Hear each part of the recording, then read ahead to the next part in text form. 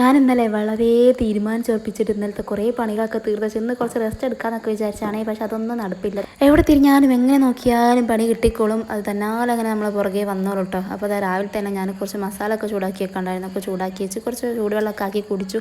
പിന്നെ അതാ ബെഡ്ഷീറ്റൊക്കെ തട്ടിയിരിക്കുകയാണ്. ഇതൊക്കെ ഫുൾ അലമ്പാക്കിയിട്ടുണ്ടാവട്ടെ എപ്പോഴും.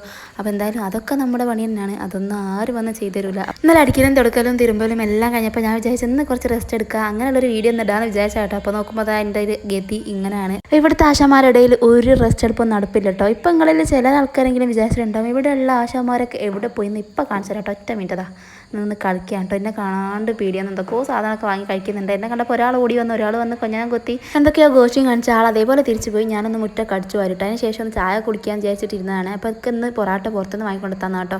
ഇതൊക്കെ മുൻകൂട്ടി അറിഞ്ഞിട്ടുണ്ടെന്ന് തോന്നുന്നു. ഞാനൊന്ന് റെസ്റ്റ് എടുക്കാൻ വിചാരിച്ചാണ്. അതുകൊണ്ട് തന്നെ ആളൊന്ന് പൊറാട്ടൊക്കെ വാങ്ങിക്കൊണ്ട് തന്നാണ്. ഫിംഗർ വെച്ചിട്ടുണ്ടായിരുന്നു. പിന്നെ നെർച്ചോറ് കിട്ടിയിട്ടുണ്ടായിരുന്നു. ഫുഡ് ഒന്നും ഉണ്ടാക്കിയിട്ടുണ്ടായിരുന്നു. കുറച്ച് വീഡിയോ ഷൂട്ട് ചെയ്തിട്ടുണ്ടായിരുന്നു. അതും കൂടി കഴിഞ്ഞപ്പോൾ